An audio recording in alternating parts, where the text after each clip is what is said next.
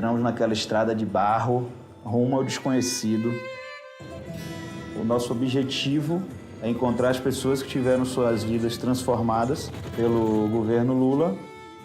Foi assim que chegamos em Guaribas. Nossa primeira visão é uma casa de farinha. Vai, passa, Fábio.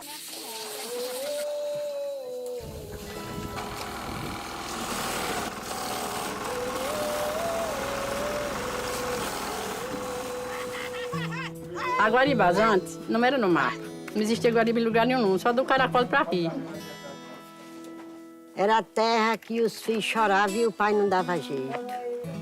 Você sabe como é a vida da escravidão? Andava quase nu, com o pé no chão. Meu amigo, o povo daqui não tinha aparência de gente, não. Não tinha.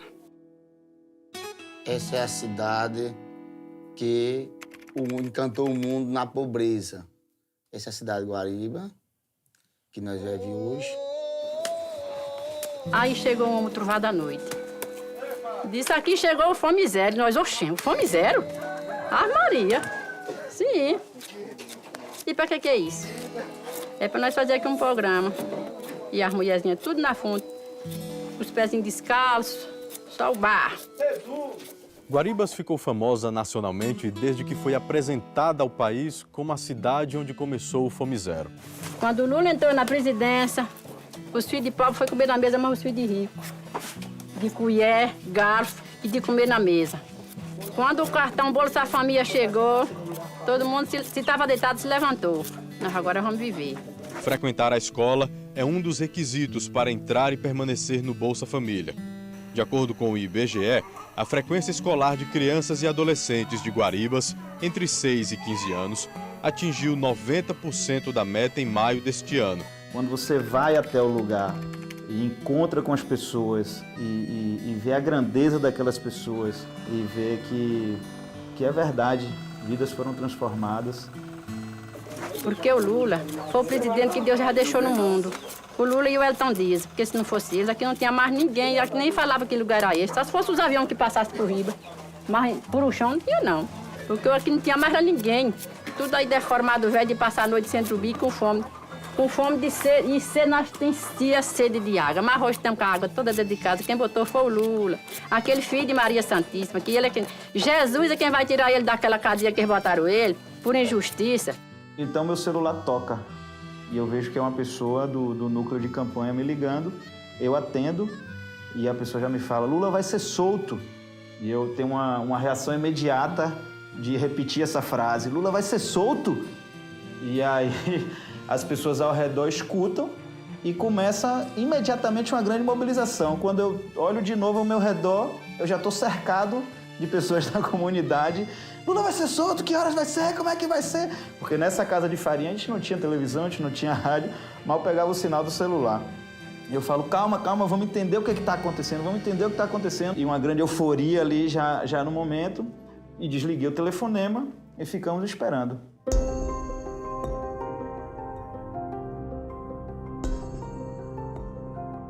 Nós chegamos na Polícia Federal por volta de 8h30, 9 horas da manhã, eu, o deputado Vadi, doutor Manuel Caetano, doutor Rocha. Nós chegamos ali e apresentamos o alvará de soltura, o que imediatamente teria que ser cumprido por quem estivesse ali.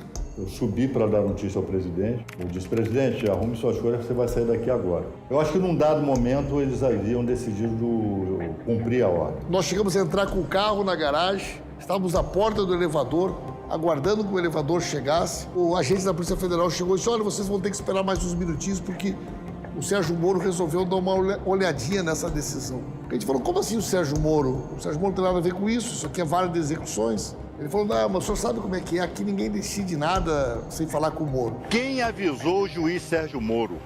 A Polícia Federal aqui. Isso é muito grave. Tudo começou pouco depois das 9 da manhã, quando o desembargador de plantão do Tribunal da Segunda Instância da Lava Jato, Rogério Favretto, mandou soltar o ex-presidente Lula.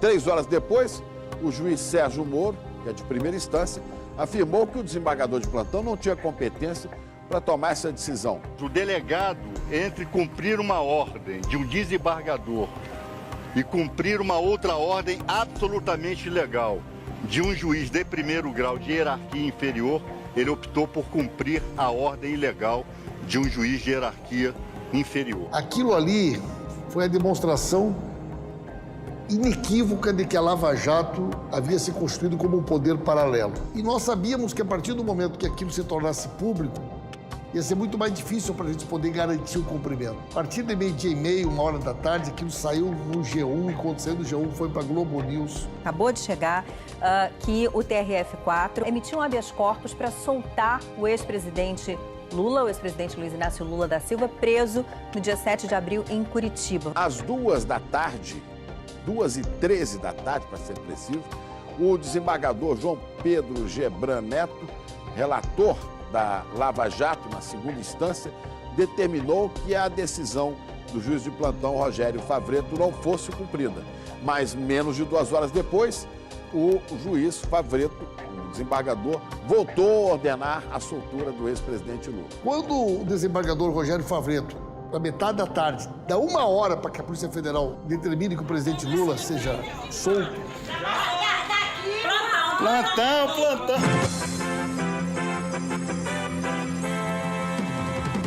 O desembargador plantonista do TRF4, Rogério Favretto, divulgou às 4h04 um novo despacho mandando soltar novamente o ex-presidente Lula, contrariando decisão anterior do relator da Lava Jato do mesmo tribunal, o ministro Gebran Neto.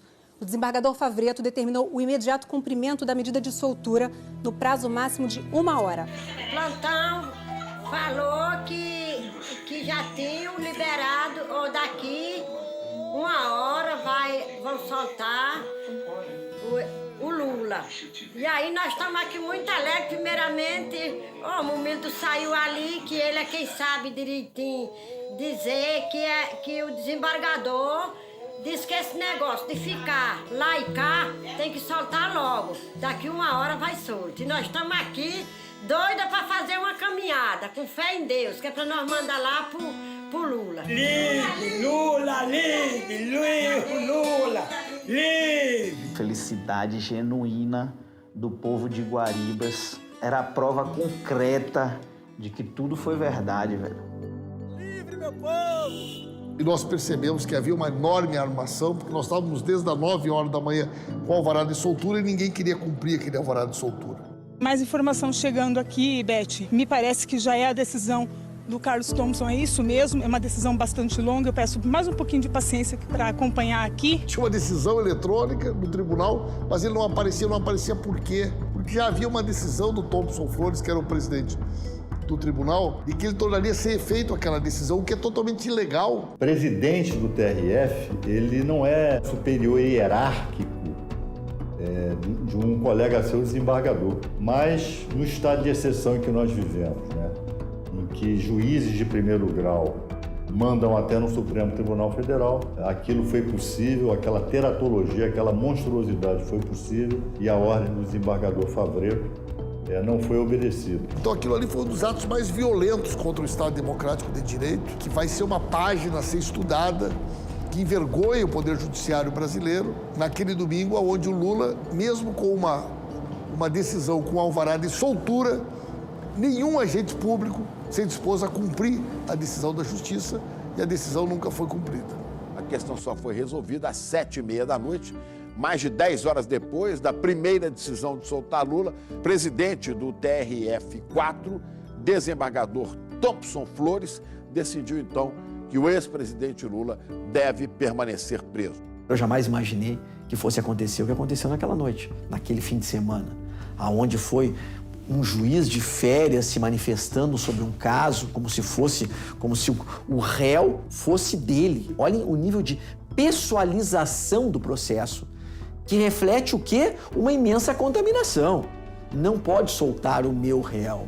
E depois nós tivemos ali uma sucessão de intervenções de presidente TRF, Polícia Federal se recusando a cumprir liminar. Nunca vi isso. Nunca vi.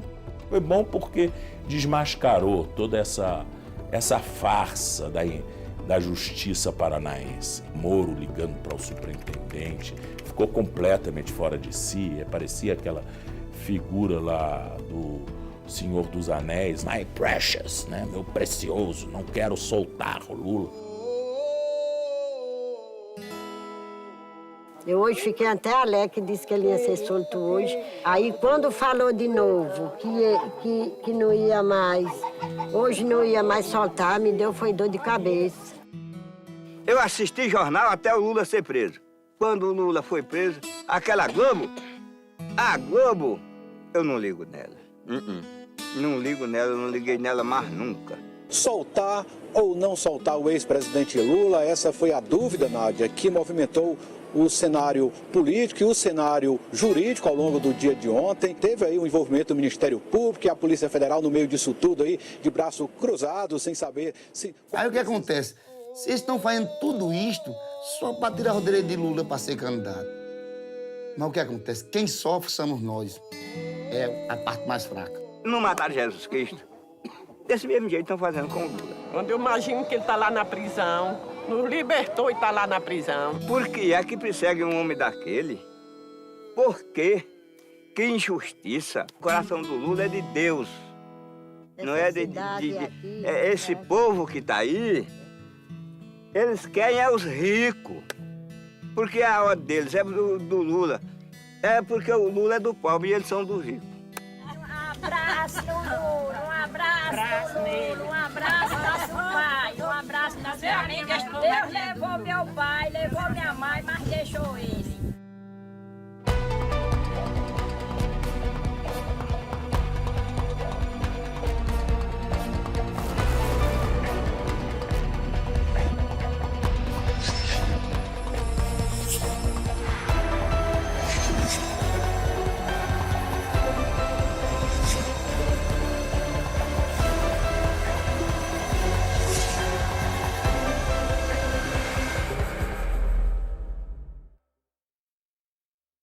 Bom dia, presidente Lula! Bom dia, presidente Lula!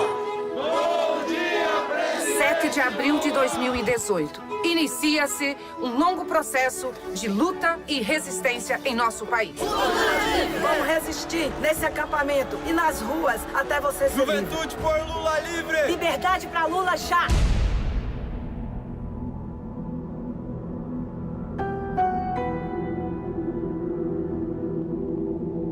Lula tinha escolhido a priori o Jacques Wagner para ser o seu sucessor.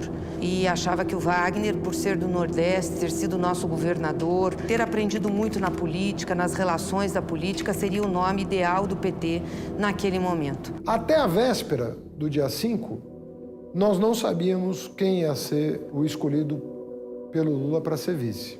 Eu mesmo achei que o candidato do PT seria o Jacques Wagner. A minha convicção era que, se não fosse ele, nenhum outro nome do PT conseguiria superar essa muralha que foi construída no bombardeio que foi feito durante todo esse período e na própria prisão dele, no impeachment da presidenta Dilma. E ele acabou optando, então, pelo Haddad. Em outras circunstâncias um pouco anteriores, eu imaginava que o Ciro pudesse aceitar a condição de vice, mas o fato é que essas duas possibilidades se exauriram, os dois pela recusa, e eu era o coordenador do programa de governo do Lula, então eu estava senhor ali das ideias que o partido e o Lula tinham para a próxima etapa. O Partido dos Trabalhadores anunciou o nome do ex-prefeito de São Paulo, Fernando Haddad, como candidato a vice-presidente na chapa com Luiz Inácio Lula da Silva na disputa presidencial deste ano.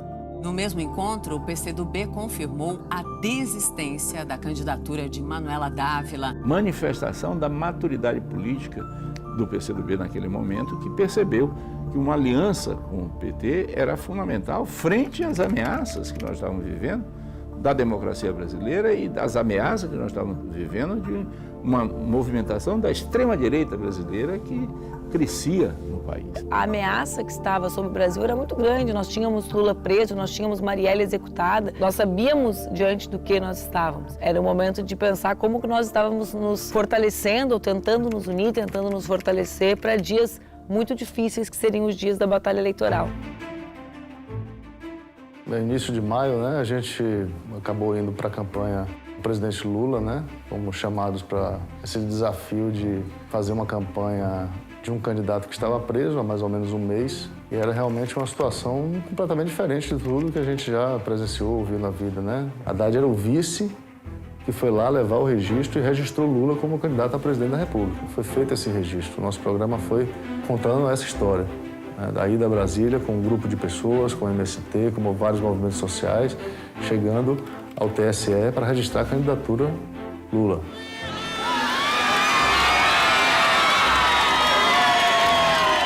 Ele está completamente protegido por um dispositivo da própria lei da ficha limpa que garante um recurso em casos como o dele, onde há flagrante cerceamento do direito de defesa e um julgamento muito parcial.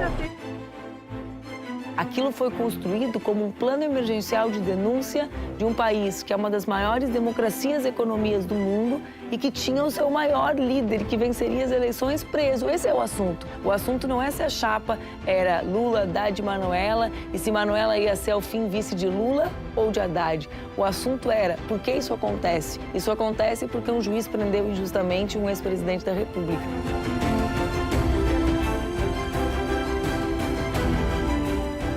Voltando de Brasília, né? Na verdade, ontem estivemos em Brasília, protocolamos o pedido de registro da candidatura do Lula, na qual eu figuro como candidato a vice-presidente, e hoje nós vamos informá-lo sobre toda a tramitação jurídica e, sobretudo, sobre a ação política daqueles que continuam perseguindo o presidente Lula, uma caçada implacável. Enquanto o TSE julga o seu registro, ele tem as prerrogativas de participar de tudo, de debate, de horário eleitoral, fazer as gravações, como qualquer outro candidato.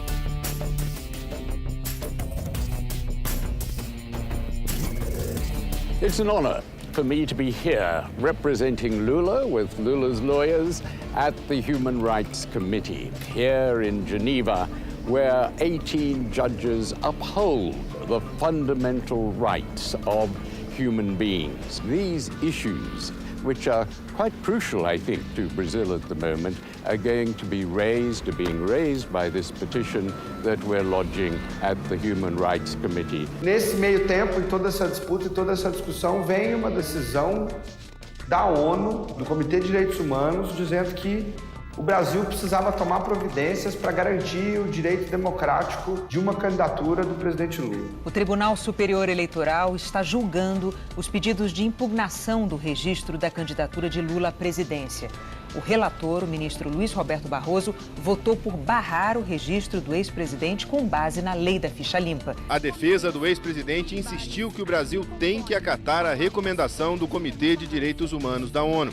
O que está aqui a decidir esta corte, pela primeira vez na sua história, é de que forma um Tribunal Superior brasileiro deve receber uma decisão da Organização das Nações Unidas que pede, que clama, respeite os direitos políticos do senhor Luiz Inácio Lula da Silva, sob pena de perecimento do direito. Mas um juiz do tribunal diz assim, não devemos nos curvar à ONU. Que isso, gente? A ONU somos nós é que criamos a ONU.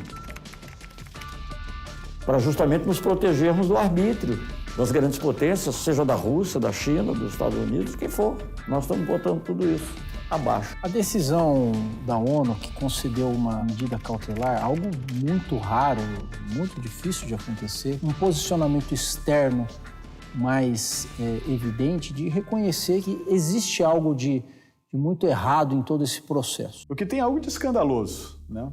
Se você pergunta, por exemplo, para juristas, para juízes de outros países, para eles avaliarem a situação de um país onde o favorito às pesquisas, um ex-presidente, a principal liderança política do país, que estava na frente, que tinha grandes possibilidades, talvez a maior possibilidade, de ganhar as eleições, é preso às vésperas do processo eleitoral. Depois, impedido de se candidatar, isso mostrava um certo temor expresso das elites, seja das elites dentro do Estado, seja das elites econômicas, de que aquilo não era possível, essa opção não poderia estar disponível. Aquele pacto democrático de que havia sido conquistado, de que a esquerda tem o direito de se organizar, de disputar, inclusive de ganhar as eleições, não está mais disponível. Boa noite. O TSE barrou a candidatura de Lula. Os ministros consideraram que o ex-presidente está inelegível por força da lei da ficha limpa, que impede a candidatura de condenados em segunda instância, caso dele. Com essa decisão, ele ficará fora da propaganda de TV e rádio, que começa neste sábado para candidatos a presidente. E o PT terá no máximo 10 dias para indicar substituto. Se o TSE, àquela altura, reconhece o direito à candidatura, o ex-presidente vai para a urna e vence, todo o trabalho que tinha sido feito pela Lava Jato, no sentido de destruí-lo politicamente, teria feito água. A gente se veria numa situação em que um presidente eleito estaria dentro da cadeia. A Lava Jato utilizaria todo o seu poder, que naquela época ainda era um poder razoável perante a opinião pública, para poder emparedar os tribunais superiores, no caso o TSE e fatalmente depois o STF. O que o TSE fez foi cumprir tabela, continuar julgando e talvez jogando conforme já estava sendo jogado esse jogo. Serão 2 petições, 2 recursos com pedido de liminar, tanto na esfera eleitoral quanto na esfera criminal, para que ele tenha o direito de registrar sua candidatura no prazo que foi dado de 10 dias, ou seja, para que não haja a necessidade de substituição no prazo de 10 dias que foi atribuído pelo Tribunal Superior Eleitoral.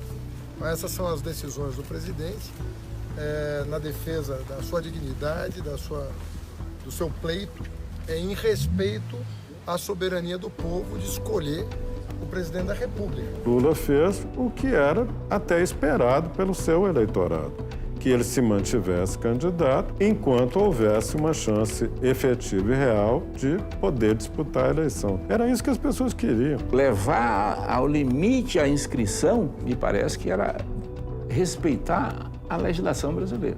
A retirada da candidatura dele, da campanha, era um ato violento, e isso ficou evidente com o esticar da candidatura dele até o limite. E o Partido dos Trabalhadores foi advertido pelo Tribunal Superior Eleitoral. O ministro Luiz Roberto Barroso disse que novas propagandas eleitorais do PT podem ser suspensas se houver apoio à candidatura do ex-presidente Lula. E faz isso na madrugada.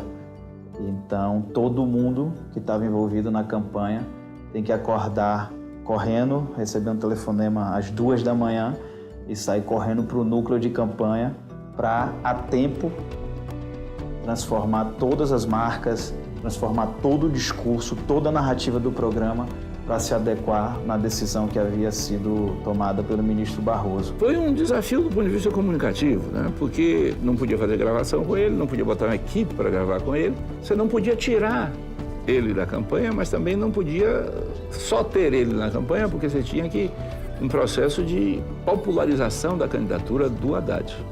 Então você tinha que combinar num determinado momento, que era uma transição quase com um choque entre a manutenção da presença do Lula na campanha e uma crescente participação de Haddad, sem substituir o Lula, mas como um seguidor do Lula, como um liderado do Lula. Mesmo um candidato preso, a gente trabalhando imagens de arquivo, ainda assim eles queriam sufocar mais. Precisava que não se pudesse falar Lula. O processo eleitoral de 2018, ele teve como uma estratégia fundamental do PT a manutenção da candidatura Lula até os limites da legalidade. Essa estratégia foi muito combatida dentro do PT e foi combatida também fora do PT por setores de centro e de centro-esquerda. No entanto, se demonstrou a melhor estratégia que o PT poderia ter adotado. Porque não fosse a figura do Lula constar na campanha política que o PT fez antes do processo eleitoral, ele não teria a força popular que teve para confrontar o bolsonarismo.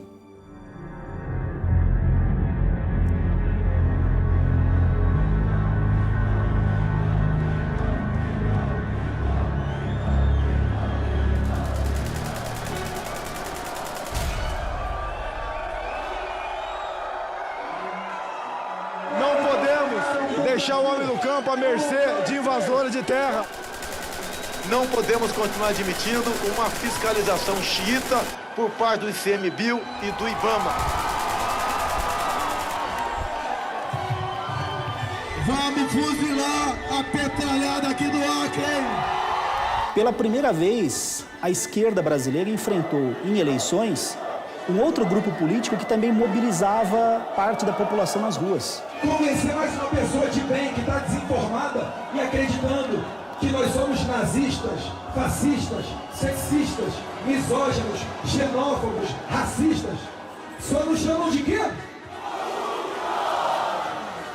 E é um adversário que prega uma ideologia. Não é um adversário que diz eu vou chegar ao poder para gerenciar políticas públicas e para conciliar. Ao contrário, ele diz eu vou chegar ao poder para destruir o que existe, para refundar a sociedade e eu vou chegar ao poder para realmente mudar as coisas. Claro que é mudar para pior. Eu acho que é um grupo que convenceu uma parte da sociedade brasileira de que o suicídio político é uma coisa boa. Eu prefiro arriscar no novo do que persistir no erro. A minha continência, a bandeira americana. Nós viemos aqui para dizer não ao PT. Pode ter certeza, se eu chegar lá, não vai ter dinheiro para ONG. Esses inúteis vão ter que trabalhar. Se eu chegar lá, no que depender de mim, todo cidadão vai ter uma arma de fogo dentro de casa. Não vai ter 1 centímetro demarcado para reserva indígena ou para quilombola.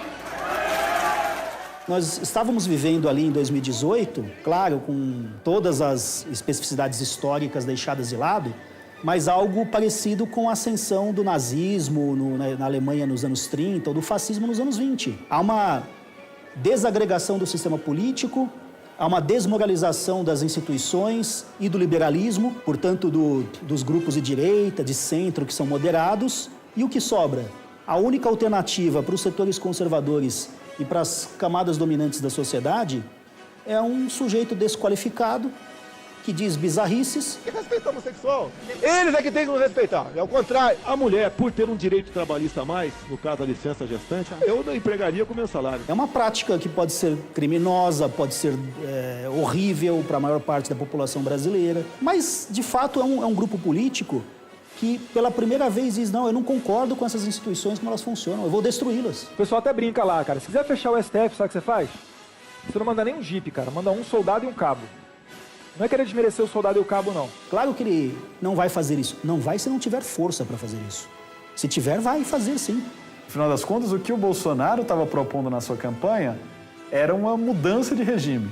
Acabar com esse regime que havia sido estabelecido com o fim da ditadura militar. Porque esse regime democrático foi uma derrota para o Bolsonaro na época. O que ele está propondo é a derrota desse período democrático, desse pacto social que havia sido estabelecido, a qual ele dá o nome de socialismo.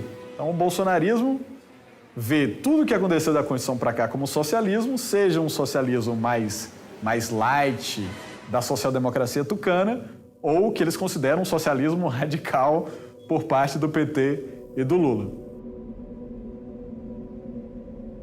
E nós já estamos a postos aqui para receber o convidado desta noite, candidato Jair Bolsonaro, do PSL. E estavam discutindo ali, né, comemorando o lançamento de um material para combater a homofobia, que passou a ser conhecido como kit gay. Entre esse material, Bonner, estava esse livro lá, Bonner. Então, pai que tenha filho na sala agora, retira o filho da sala, para ele não ver isso aqui. Se bem que na biblioteca das escolas públicas tem. Em nome do Grupo Bandeirantes, agradeço a presença dos seguintes candidatos que aparecem em ordem definida em sorteio. Também foi convidado o candidato do PT, Luiz Inácio Lula da Silva, mas ele está impedido pela Justiça de participar. Boa noite, candidatos. Boa noite a todos e todas que nos assistem na sua casa. Boa noite ao ex-presidente Lula, que deveria estar aqui, mas está preso injustamente em Curitiba, enquanto o Temer está solto lá em Brasília. Boa noite. Está no ar o debate Rede TV, isto é, com os candidatos à presidência da República. Quero agradecer à Rede TV por ter retirado o púlpito do Lula. Não podemos dar espaço aqui para um bandido condenado por corrupção frequentar esse debate, mesmo que seja virtual. Senhora Marina Silva, Armamento. Eu sou favorável que o cidadão de bem tenha posse de arma de fogo. A senhora concorda com isso ou não? Não. Antes eu queria te dizer uma coisa, Bolsonaro. Você disse que a questão dos salários menores para as mulheres é uma coisa que a gente não precisa se preocupar porque já está na CLT. Precisa se preocupar, sim. Um presidente da República está lá para combater injustiça.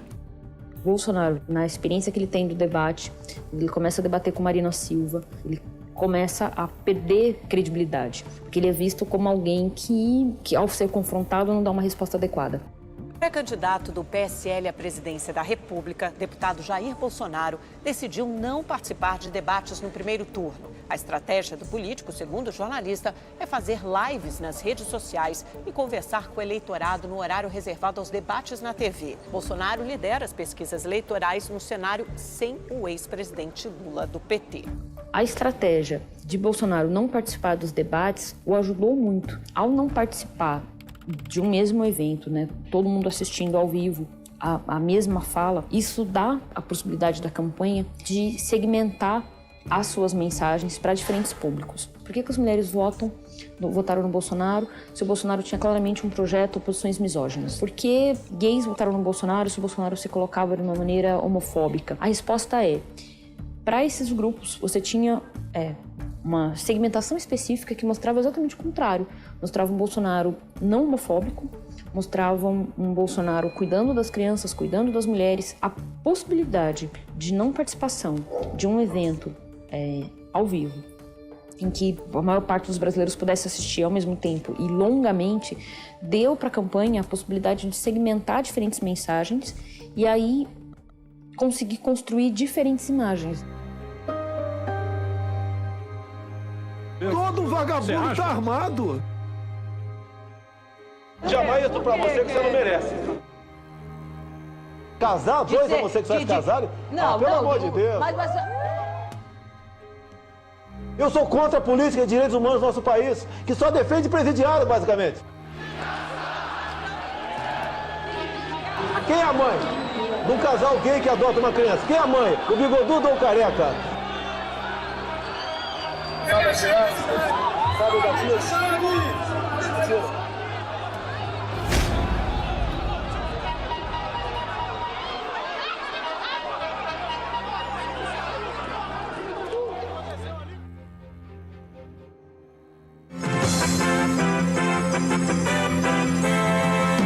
O candidato do PSL, Jair Bolsonaro, foi vítima agora há pouco de um atentado enquanto fazia campanha em Juiz de Fora, Minas Gerais. Você vê aí no primeiro momento, ele é esfaqueado, você vê agora nas imagens, e depois é levado por eleitores. Uma facada para alguns fake, né? O candidato Bolsonaro já estava começando a ficar numa situação desconfortável porque ele tinha que participar dos debates, ele não estava indo e nas entrevistas que ele participava ele realmente era um desastre. E aí, providencialmente, né, ele é alvo de uma facada muito estranha, envolta aí em 1000 questionamentos, tem vídeos sobre isso e tal, e ele acaba ficando fora de cena, providencialmente ficando fora de cena. Foi um momento, um marco, né, na campanha eleitoral, porque a partir da facada era possível humanizar um candidato que tinha declarações não aceitáveis. Passava a dar a Bolsonaro uma situação de vítima. E, portanto, o ataque a Bolsonaro, ao entreguista que ele era, dando continência à bandeira americana, defendendo a tortura, defendendo os torturadores, defendendo as ideias conservadoras e destrutivas da democracia, passaram a ter um problema. Um dos filhos do candidato publicou nas redes sociais a foto que mostra o pai sentado na poltrona da UTI, fazendo o tradicional gesto com as mãos, imitando armas. Dentro de toda essa discussão, que o Bolsonaro tem uma explosão de menções, de citações ao seu nome, de cobertura da imprensa, de notícias, de compartilhamento, de publicações no Facebook. E outra coisa, ele que não tinha tempo de televisão passou a ter um tempo na mídia nacional fantástico. O Jornal da Record começa com a cobertura completa sobre o atentado ao candidato à presidência da República, Jair Bolsonaro. A gente fala agora sobre o atentado ao candidato à presidência pelo PSL, Jair Bolsonaro. A gente começa esta edição do Jornal da Globo com as informações mais recentes sobre Jair Bolsonaro. Os detalhes do tratamento de saúde do candidato à presidência, Jair Bolsonaro. O candidato do PSL, Jair Bolsonaro, teve febre hoje. As últimas informações sobre o estado de saúde do candidato Jair Bolsonaro. Um atentado à faca contra o candidato à presidência pelo PSL, Jair Bolsonaro, manchou de sangue a campanha eleitoral, indignou o país e provocou reações imediatas de repúdio e de defesa da democracia. Bolsonaro disse que não aceitará o resultado da eleição se o vencedor não for ele. Bolsonaro e sua militância passam, a partir do dia da facada, navegar num mar tranquilo, onde eles só propõem, atacam os outros candidatos, anulam, as conversações sobre Lula e a cassação do seu direito legal e legítimo de concorrer à presidência, enquanto os outros candidatos das outras campanhas passam a não atacar de forma oficial a candidatura de Jair Bolsonaro. Mas a facada representou, na minha opinião, o fim das esperanças de ter um representante da direita no segundo turno que não fosse o Bolsonaro. Ela feriu de morte as candidaturas da direita, mas ela não, na minha opinião, não foi o que deu a vitória ao Bolsonaro. A presidente do Tribunal Superior Eleitoral, ministra Rosa Weber, negou ontem à noite um recurso da defesa do ex-presidente Lula para estender para segunda-feira que vem o prazo de substituição do candidato à presidência na chapa do PT. Esse prazo, dado pelo TSE, vence amanhã. O prazo para a troca de candidato a presidente era 11 de setembro, às 18 horas. Até às 17 horas deste dia, portanto, até uma hora antes do prazo final, eu não vi em nenhum momento o Lula duvidar que seria candidato. Eram direitos do povo brasileiro escolher quem bem entendesse para presidir o país. Era assim que ele tratava esse assunto. Por mais difícil que possa ser acreditar, eu vivi e testemunhei esse momento. Enquanto isso, em Curitiba, o PT oficializou a substituição de Lula por Fernando Haddad. Lula decide, então, escrever uma carta onde ele transfere a sua candidatura para Haddad. Então, é um marco no processo eleitoral. É diante dessas circunstâncias que tenho que tomar uma decisão no prazo que me foi imposto de forma arbitrária. Estou indicando ao PT e à coligação O Povo Feliz de Novo a substituição da minha candidatura pela do companheiro Fernando Haddad. Então, a partir dali, nasce uma flor e nasce uma nova esperança, muda o foco, vamos para cima, vamos transferir os votos, vamos mostrar quem é Haddad, Que a gente tinha o que mostrar ainda, Não era tirou Lula, vamos botar qualquer um, não, Haddad, é Haddad, Você está sentindo a dor que eu estou sentindo, mas não é hora de voltar para casa de cabeça baixa. É hora de sair para a rua de cabeça erguida e ganhar essa eleição. Nós vamos ganhar essa eleição. Se Lula fosse candidato, teria ganho, ninguém sabe dizer o certo. Não aconteceu, simplesmente ele não pôde ser candidato. Mas o fato é que a candidatura dele seria diferente de qualquer outra candidatura do PT por conta desse 65% de ótimo e bom da avaliação de seus governos, ainda em 2018. As pessoas queriam resgatar o bom momento de sua vida que elas experimentaram durante os governos Lula. A gente precisava de tempo para apresentar quem é Haddad, quem é esse cara, o que ele fez. Mas o primeiro passo era fazer essa transferência de votos. Lula agora é Haddad. Tiraram Lula, mas agora Lula é Haddad. Haddad é Lula, Lula é Haddad, Haddad é Lula.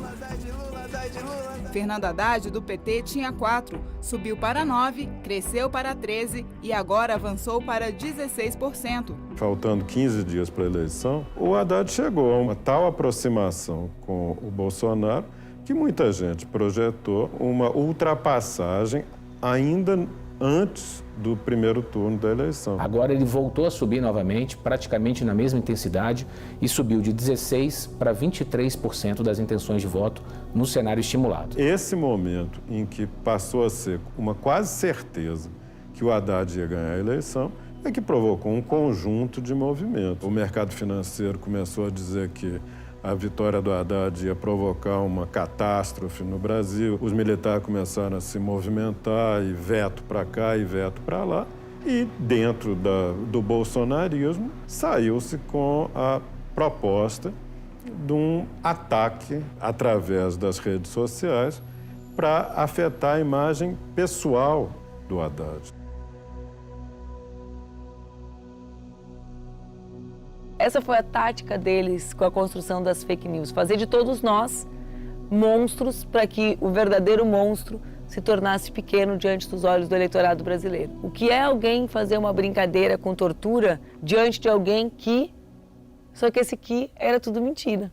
Aqui, ó, vocês que votam no PT, essa aqui é a mamadeira distribuída na creche. Olha a marca aqui, ó, tá vendo? Distribuída na creche para seu filho, ó, com a desculpa de combater a homofobia. Olha o bico como é, ó. Tá vendo? O PT e a Haddad prega isso para seu filho, ó. Seu filho de 5, 6 anos de idade vai beber mamadeira na creche com isso aqui, ó. Para combater a homofobia. Tem que votar em Bolsonaro, rapaz. Bolsonaro que é para fazer o filho da gente homem e mulher. O PT e Haddad, Lula, Dilma, só quer isso aqui para nossos filhos, ó. Isso faz parte do kit gay, ó. Invenção de Haddad, viu?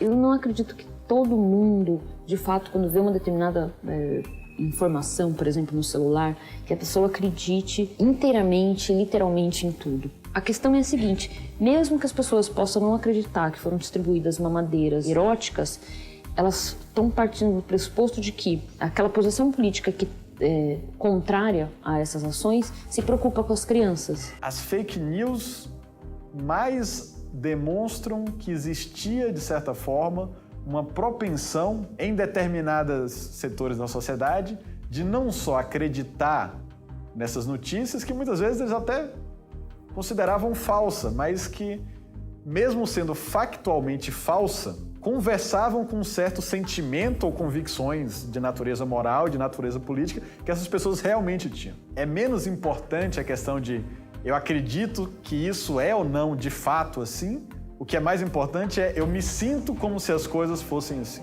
O ponto central é, enquanto estamos discutindo as fake news, nós não discutimos absolutamente nada do que era necessário discutir para um futuro de Brasil. E era verdadeiramente uma gincana, assim. Porque à medida que a gente estava aqui trabalhando uma questão, né, dizendo não é assim, não foi desse jeito, não dessa forma, veja, pesquise, apresentando os números e os dados, uma nova surgia. Sabe Gremlin?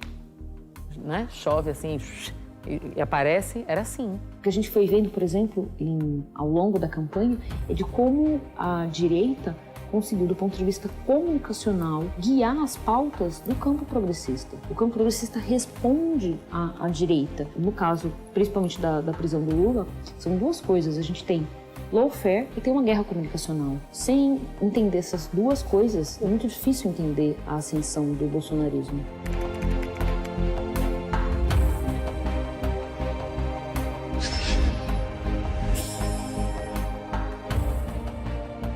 Entrei com um pedido, através do meu advogado, do direito de entrevistar o Lula no período da eleição, o direito como jornalista de exercer minha profissão e poder entrevistar o presidente Lula. O ministro do Supremo Tribunal Federal, Ricardo Lewandowski, determinou no final da tarde que o ex-presidente Lula dará entrevista exclusiva aos jornais É o País e Folha de São Paulo.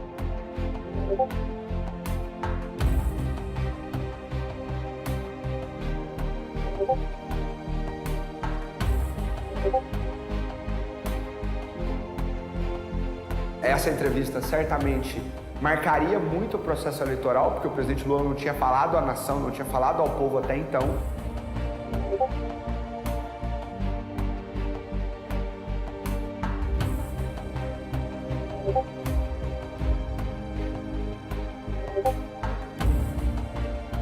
A maior preocupação de parte dos procuradores é que a entrevista possa beneficiar o Fernando Haddad nas eleições.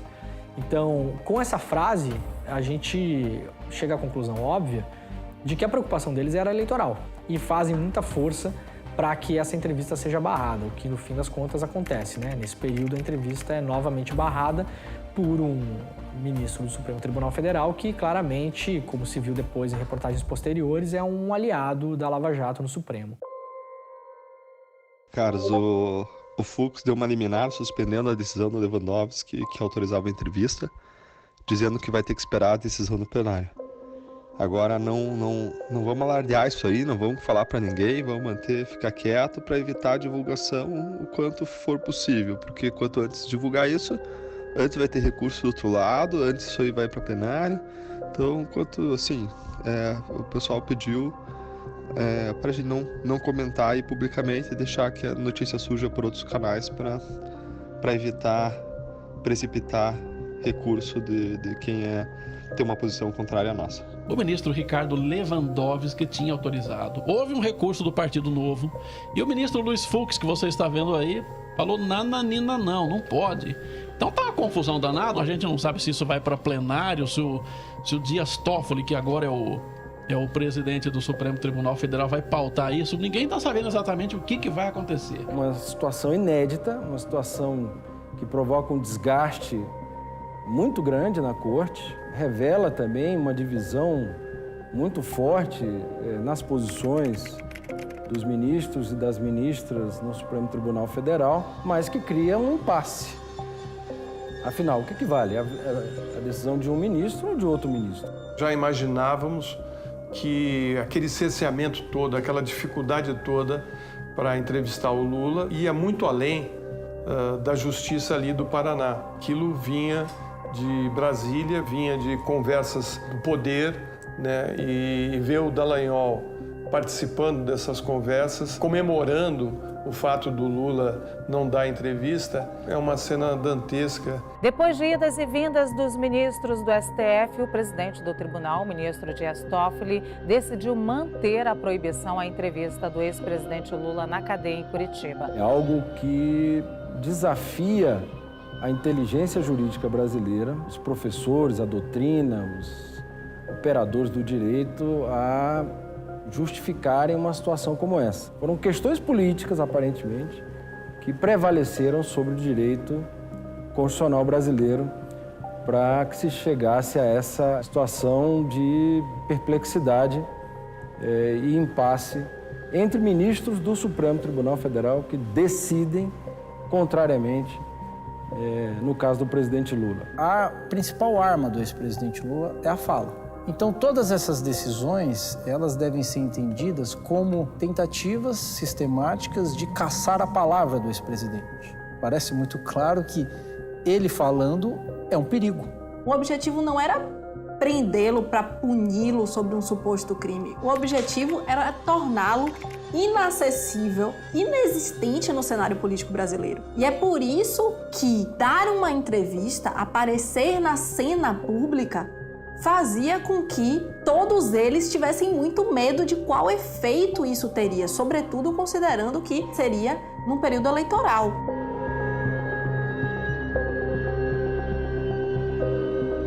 Ministro dos governos Lula e Dilma, Antônio Palocci, confirmou à Polícia Federal que o PT utilizou a Petrobras para arrecadar recursos ilícitos. Segundo Palocci, houve corrupção em toda a estrutura da legenda e das lideranças do partido. As declarações foram dadas em delação premiada, que teve parte do sigilo derrubada pelo juiz Sérgio Moro. Ali é deliberado, claro que foi deliberado. Foi deliberado, pensado. Como se eles dissessem assim, nós somos direita, nós não queremos PT, não queremos Lula, vamos usar todos os instrumentos ao nosso dispor para derrubá-los. Tudo feito de acordo com o calendário eleitoral, porque o objetivo não é investigar se houve corrupção, se não houve, se alguém recebeu recurso, não é esse o objetivo. O objetivo era político. A própria delação do Antônio Palocci, provada e comprovada por reportagem da Vaza Jato, no Intercept, era fraca. Os procuradores acreditavam nisso. O ex-juiz Sérgio Moro acreditava nisso também. Não acreditava que a delação tivesse força suficiente mas, no entanto, ele levanta o sigilo da delação no meio da campanha eleitoral. Mas teve um efeito político enorme, porque era vazado para a grande imprensa e saía na televisão. Palocci denuncia Lula, não sei o quê e tal, pronto. O efeito político já estava causado. Para quê? Para enfraquecer a candidatura do PT e, claro, se você enfraquece um lado, você fortalece o outro. Beneficiar com isso o Bolsonaro. Uma manhã eu acordei e ecoava ele não, não, não. Uma manhã eu acordei e lutei contra o opressor. Naquele momento, né, do ele não, quando havia um movimento muito forte contrário a Bolsonaro, né, contrário não só ao que ele representava, né, em termos de um candidato com viés totalitário, de um candidato homofóbico. Então ele não marca que a população não está, parte da população não está satisfeita e não quer aquele candidato.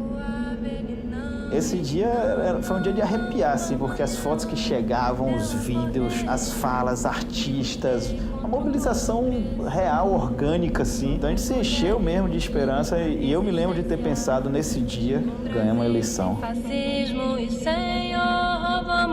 No dia do ele não. No dia do ele não.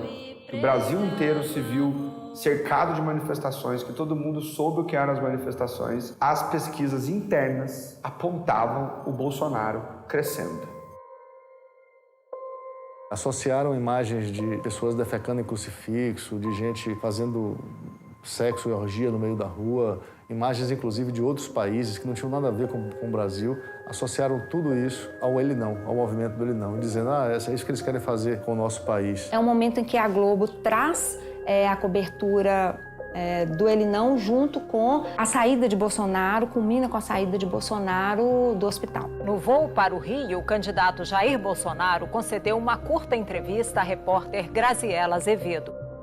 É uma edição de sábado à noite e a Globo traz uma entrevista exclusiva com Bolsonaro dentro do avião. Fundamenta-se ali esse processo de naturalização, de humanização desse candidato. O Brasil acordou de vez e agora o bicho vai pegar pra cima de quem quis retroceder o progresso do país. Há uma combinação de diferentes coisas que acontecem, né? A questão do apoio do Edir Macedo, a saída do hospital e a circulação de mensagens de fake news ajudaram também a ter uma mudança significativa exatamente no momento do ele não. É sobre ti, sobre ti, sobre ti, derrama em ti a unção da vitória mesma, quem Davi ele sim, ele sim, ele sim, vem aí. Quem que nós devemos votar no dia 7 de outubro? Primeiro turno, Bolsonaro. Para não ter escolha, para nós não ter que gastar mais dinheiro, para não ficar todo mundo gastando pro segundo turno. Então é no primeiro. Quem está indeciso é lá. É lá que tem que ser, porque acabou. Nós gastamos menos dinheiro.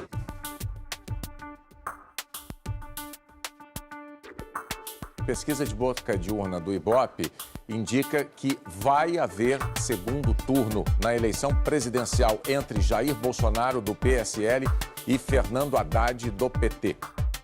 E a hora que as urnas são abertas, o que é isso? Jair Bolsonaro segue à frente com 47,01% dos votos. Isso teve nome: disparo em massa pelo WhatsApp de mentiras, de fake news. O aplicativo de mensagens WhatsApp anunciou hoje que está investigando as empresas denunciadas ontem pelo jornal Folha de São Paulo. O esquema que foi revelado de que empresários bancaram o disparo em massa de mensagens pelo WhatsApp, isso é uma atividade ilegal de campanha. A gente não precisa de uma legislação nova para enquadrar isso. Empresários pagavam até 12 milhões de reais por esse serviço. Você tinha ali fragmentação de público, bancos de dados enormes com diversos números de celular, o que é vedado pela lei eleitoral. Você tinha empresas, inclusive aquele dono da van, ele pagava parte da estrutura de comunicação que era a estrutura responsável pela difusão das fake news. Foi uma fraude e nós denunciamos isso na Justiça Eleitoral. No nosso entender, essa chapa tinha que ser cassada e nós deveríamos ter uma outra eleição no Brasil, nos marcos da democracia. Essa eleição, realmente, ela é produto de um golpe. Mas para além da própria ilegalidade, que é parte desse processo também, na verdade o que você teve foi uma capacidade, uma expertise, uma competência em utilizar as redes sociais de uma maneira ainda inédita nas campanhas brasileiras. É fake news, mas não é só fake news. É uma capacidade de se conectar com um certo sentimento de frustração, com algumas raivas e ressentimentos que estavam fermentando no subsolo da sociedade brasileira e oferecer uma narrativa totalizante que faz sentido, dá sentido à experiência de sofrimento, à experiência de desamparo de várias pessoas. Quando eles fizerem assim, é só a gente fazer assim que o Brasil tem jeito!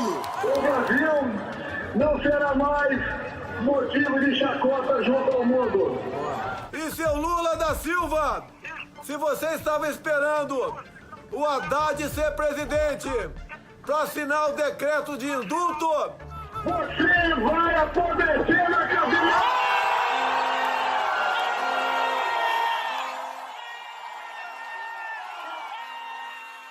terá uma limpeza nunca visto na história do Brasil. A eleição de 2018, ela foi a mais violenta da história do Brasil. O maior número de atentados e de assassinatos. E a gente tem que entender que o mestre foi assassinado por reivindicar a democracia e dizer que não tolera o ódio. Eu não tenho controle sobre milhões e milhões de pessoas que me apoiam. Acaba de sair o resultado. Jair Bolsonaro, então, está matematicamente eleito presidente da República. Ele que atingiu até o momento 55,54% dos votos válidos. O maior erro que se possa ter é acreditar que 57 milhões de pessoas que votaram no Bolsonaro no segundo turno compartilham da visão do mundo Bolsonaro. Nós não temos 57 milhões de fascistas no Brasil. Nós não temos 57 milhões de pessoas que acham que a ditadura é boa, que torturador é herói, que tem que sair matando todo mundo por aí. Essas visões do Bolsonaro, elas pegam um núcleo mais duro. Nós temos um setor da sociedade brasileira que pensa assim, sempre pensou assim, que agora está mais à vontade, agora está empoderado. É evidente que tem, mas ele não é majoritário na nossa sociedade. Nunca foi. E segue não sendo, mesmo com o Bolsonaro. O que aconteceu aí nesse enraizamento social do Bolsonaro é que ele passou a ser visto como alguém que estava contra tudo isso que está aí, de uma forma muito difusa e genérica. A raiz do sucesso do Bolsonaro é, no momento de crise de institucionalidade, de desconfiança da política, de crise de hegemonia do sistema político brasileiro, alguém foi capaz de fazer um diagnóstico dessa crise e oferecer, a gente pode discordar da qualidade dessa solução, mas oferecer uma solução para a crise. O que era completamente falso. Não havia, em todos os candidatos, alguém que tivesse tanta afinidade com o que estava acontecendo, o que aconteceu no governo do Temer. A política econômica do Bolsonaro é muito parecido com a política econômica do Temer.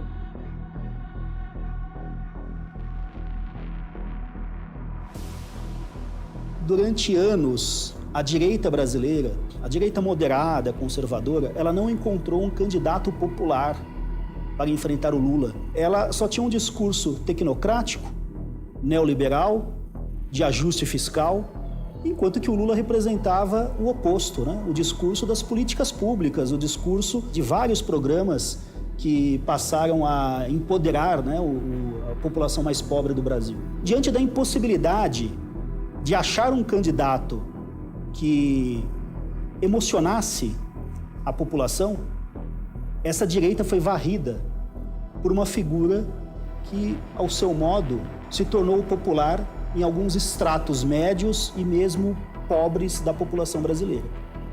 Eu diria que essa figura é o espelho invertido do Lula.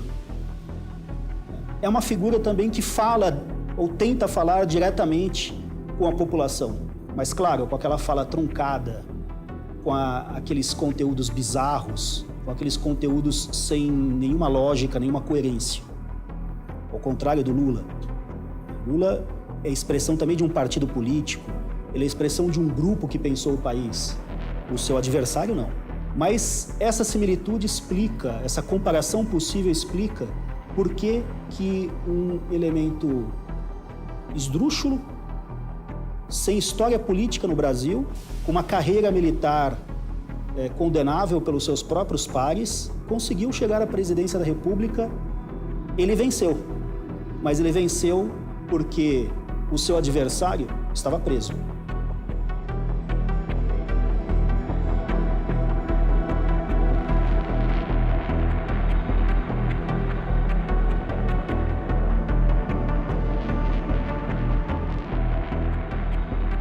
O juiz Sérgio Moro será o ministro da Justiça e Segurança Pública no governo de Jair Bolsonaro. Ele aceitou o convite hoje de manhã, após uma reunião com o presidente eleito no Rio de Janeiro. A Lava Jato apoiou o candidato Bolsonaro extraoficialmente. E a partir do momento em que Bolsonaro assume, não poderia continuar essa proliferação de fases da operação e continuar no ritmo que ela desenvolveu ao longo de 5 anos, porque isso seria um fator de instabilidade política e econômica. Quando ele ainda atuava como juiz, quando ele vazou uma delação extemporânea do Palocci para intervir na eleição, ele já era virtualmente ministro se o Bolsonaro ganhasse a eleição. E quando ele aceita ser ministro, ele assina embaixo que ele foi um ator político em toda essa história. E isso foi o ponto inicial que começou a fazer água, começou a deixar entrar água na Lava Jato, a mostrar para a sociedade que aquele processo todo tinha servido a um propósito. Ter feito o convite já era estranho, ter aceito o convite já é fora de qualquer lógica jurídica elementar, e atuar agora como chefe da Polícia Federal, que continua aí a promover operações, etc., a produzir provas, macula o direito processual penal brasileiro e precisa de uma resposta enfática, de uma resposta definitiva, não apenas para o presidente Lula, para o seu caso concreto, mas para resgatar a credibilidade das instituições do sistema de justiça brasileiro. O cargo de ministro, em verdade, possibilitou que ele continuasse no debate político nacional, como ele vinha fazendo ao longo de 5 anos. Muito mais do que juiz de um caso, ele vinha sendo um ator político nacional. Bolsonaro é beneficiado e Moro se torna ministro da Justiça. Enfim, tem algo que se precisa explicar ou precisa desenhar? Agora que o Moro é ministro da Justiça, depois que a Lava Jato conquistou os seus troféus, botou o Lula... Acabou a corrupção no Brasil? Moro se tornou um cúmplice de um governo miliciano, de um governo corrupto. Tá aí, Flávio Bolsonaro, imune. Se esse negócio fosse levado a sério, o Moro estava na cadeia.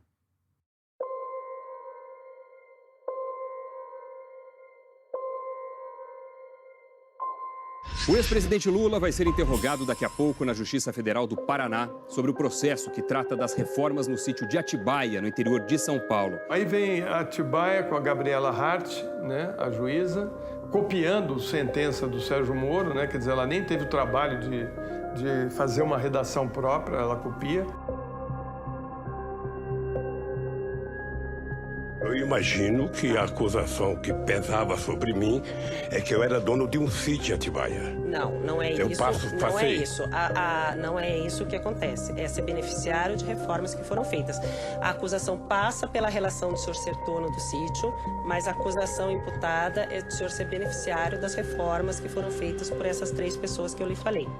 Bunlai, Odebrecht e OAS. Doutor, eu só queria perguntar para o meu esclarecimento, porque eu estou disposto a responder toda e qualquer pergunta. Eu sou dono do sítio ou não? Isso o senhor que tem que responder, não eu, doutor, e eu não estou sendo quem interrogada nesse momento. Não, quem tem que responder é quem me acusou. Doutor, e assim, senhor ex-presidente, esse é um interrogatório, e se o senhor começar nesse tom comigo, a gente vai ter problema. Então, vamos começar de novo. Eu sou a juíza do caso, eu vou fazer as perguntas que eu preciso para que o caso seja esclarecido, para que eu possa ser... Gabriela Hart, ela faz parte desse perfil em setores do Judiciário e do Ministério Público que foram capturados pelo projeto de poder. Eu espero que quando a gente conseguir ter o julgamento da suspeição do Sérgio Moro, não só a sentença do Lula seja anulada, como a gente tenha a oportunidade de investigar toda a participação dessas pessoas nesse processo. Em mensagem enviada aos militantes da Vigília Lula Livre, em Curitiba, o ex-presidente afirmou, abre aspas, eu não estou preso, eu sou refém.